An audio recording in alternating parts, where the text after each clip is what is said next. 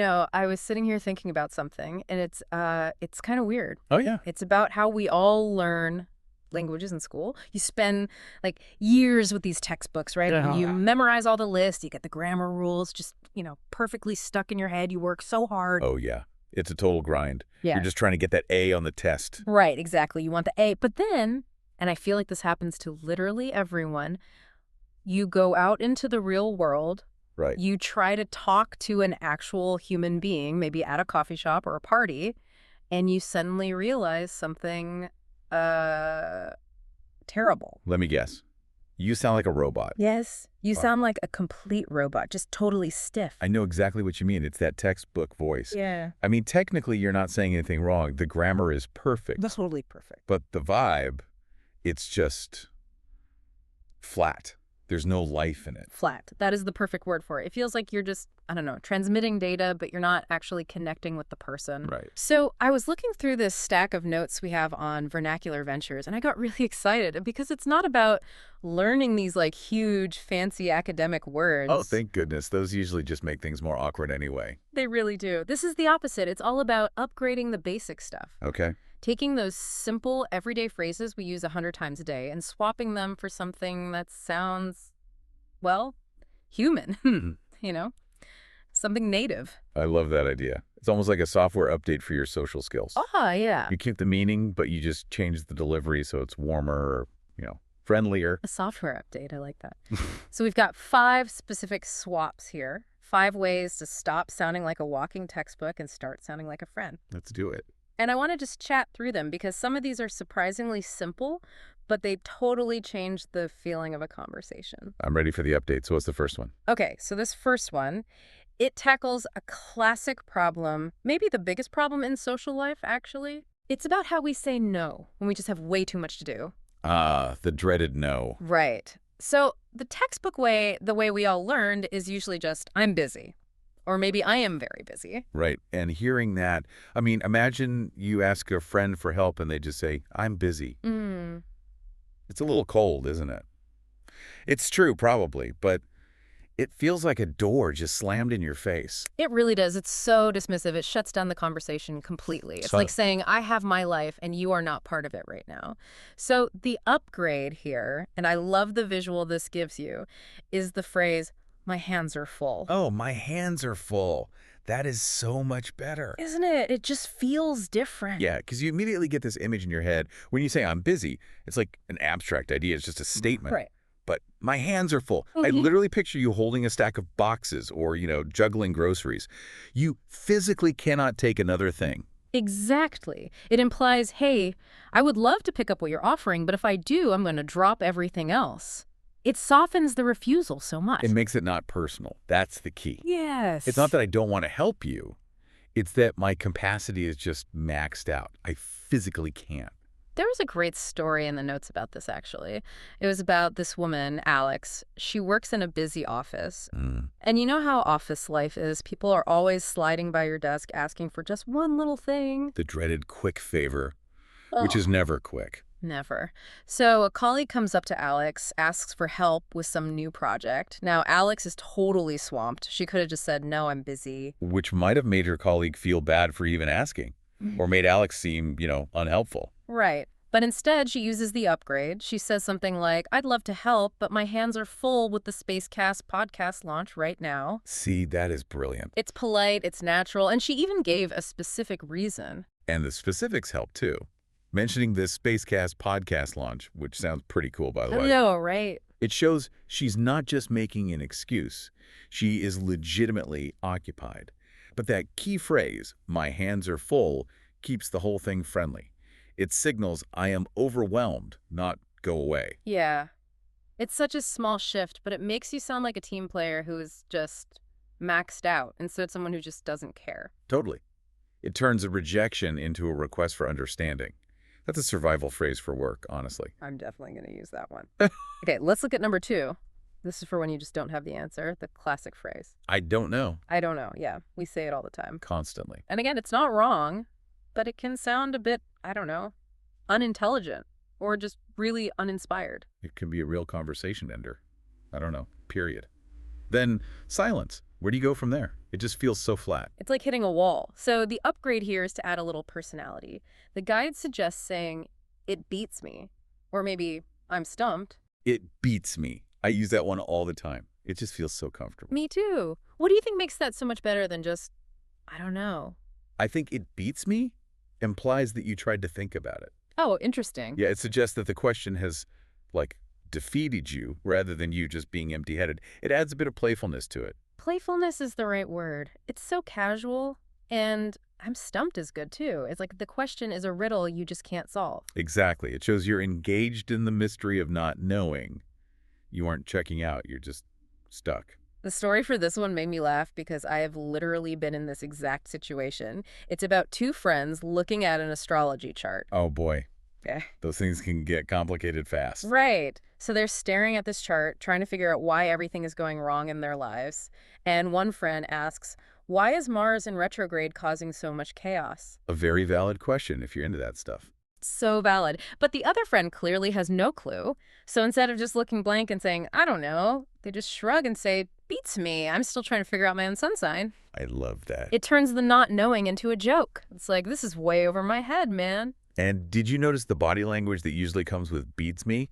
It's almost always with a shrug. Yeah. It's a very physical phrase. It signals to the other person, hey, we're in this confusion together. Yeah, it's so much warmer. I don't know. Can sometimes sound like, and I don't care, but beats me. Sounds like, wow, that's a crazy question. I wish I knew. It keeps the energy up. That's the important thing. Yeah. You don't want to kill the vibe just because you don't have the facts. Yeah. You want to keep the ball rolling. Totally. It keeps the connection alive. Okay, so number 3. This one is huge for relationships, I think. Yeah. Whether it's with a partner, a friend, a coworker, it's about how we tell someone we're paying attention. Oh, this is critical. Because bad listening is the worst. We all know what that feels like. So the basic robot phrase is, I am listening. Oof. Yay. I am listening. It sounds like something a strict parent says. Right. Or like a police officer taking a statement. Continue. I am listening. It's so intense. It's not very inviting. It feels like you're being tested. It does. So the upgrade is this wonderful idiom, I'm all ears. I'm all ears. It's such a funny image if you think about it literally. I know, right? Like you're just one giant ear walking around. But that's the point. It means my entire being is focused on hearing you. I'm not doing anything else. I don't have a mouth right now. I don't have hands to check my phone. I am just ears. It's so welcoming. It invites the other person to really open up. It creates a safe space. Instantly, it says, I am ready for your story. The example from the notes is a student and a teacher. And you know how scary it can be to approach a teacher with a problem. Definitely. You're nervous, you think you might be in trouble, or that they won't care. So the student has an issue, and they go to the teacher. If the teacher had just, sat back, crossed their arms, and said, I am listening, the student probably would have just clammed up. Yeah, that's so intimidating. It feels like you're on trial. But instead, the teacher leans in body language, again, and says, go ahead, I'm all ears, tell me what's on your mind. That changes everything. It really does. It breaks the ice immediately. And it signals enthusiasm. It says, I actually want to hear this story. I am listening is a fact. I'm all ears is an attitude. That's a good way to put it. And when someone has a problem, they need that attitude. They need to know you're on their side. It builds trust. That's the key. You're building a connection, not just processing audio data. Right. You're giving them a gift of your attention. Right. And this actually leads really well into the next swap. Because once you've listened, you have to respond. You need to show you got what they said. Yes. That's swap number 4, empathy versus logic. This is where people get tripped up a lot. This is a big one. It's the difference between being smart and, being a friend. So someone tells you a sad story or a frustration, the standard textbook response is, I understand. Which, again, is fine. It's polite. But it's a bit cold.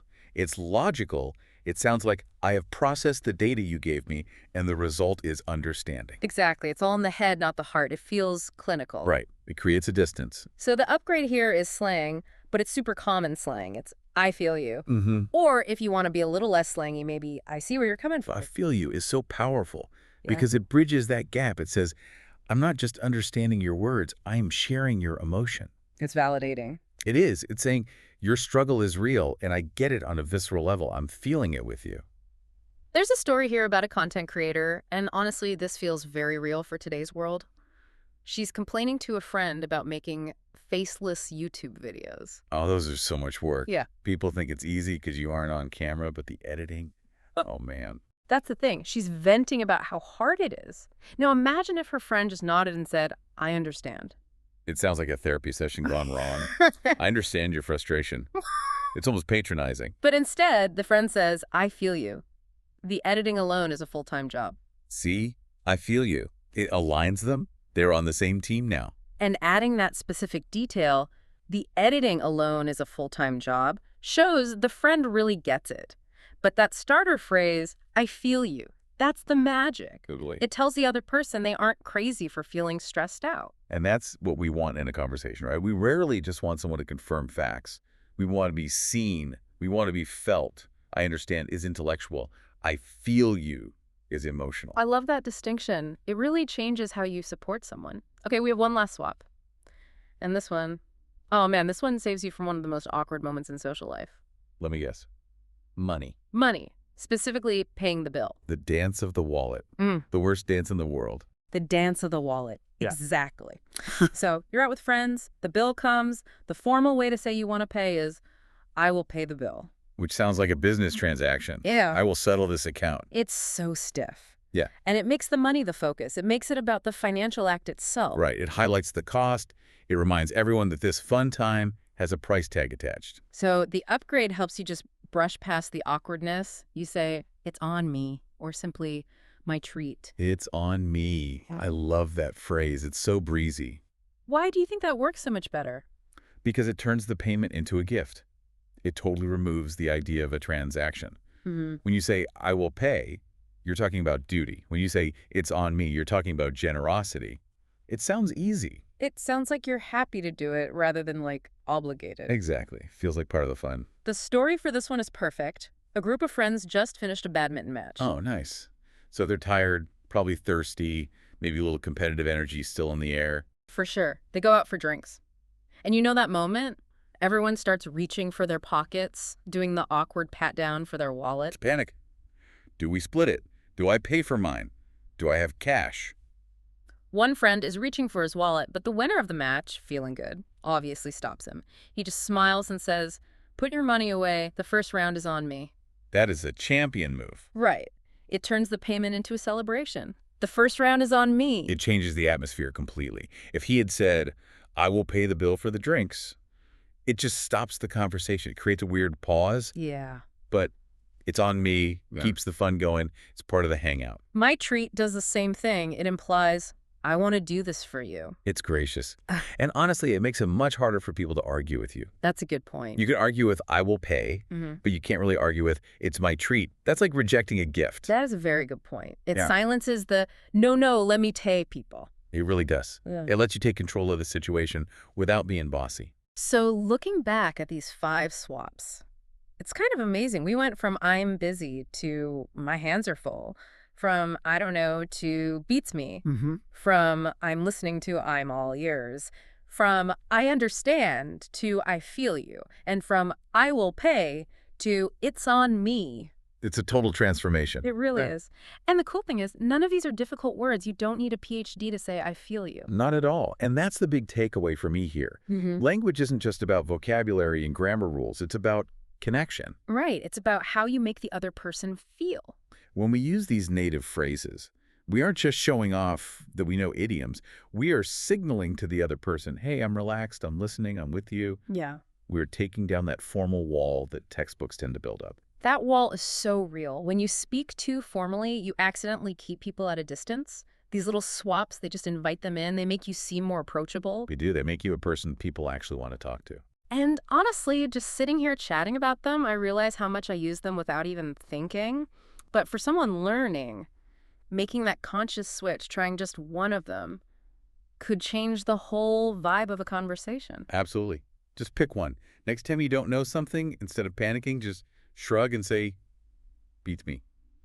See what happens. I bet you'll get a laugh instead of an awkward silence. I bet you will. So that's what I want to leave everyone with. Think about your own conversations today. Are you putting up a wall with formal language? Or are you, opening the door with something a little more human? Mm, Try a swap. See if the vibe changes. I have a feeling it will. I feel you on that.